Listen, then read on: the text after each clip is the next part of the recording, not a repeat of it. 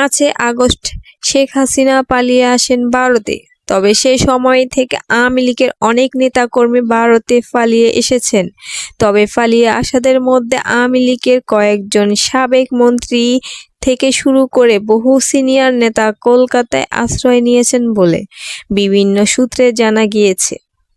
গত অক্টোবরেই একটি ছবি ভাইরাল হয়েছিল যে সাবেক রাষ্ট্রমন্ত্রী আসাদুজ্জামান খান দলবল সহ নিউ টাউনে ইকো পার্কে ঘোরাফেরা করছেন।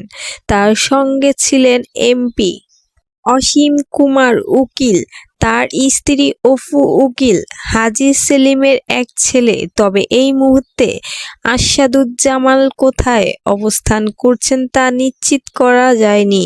আওয়ামী লীগের সাধারণ সম্পাদক সাবেক সেতুমন্ত্রী ওবায়দুল কাদেরও শিলং দিয়ে ভারতে প্রবেশ করেন পরিচিতদের ব্যবস্থাপনায়।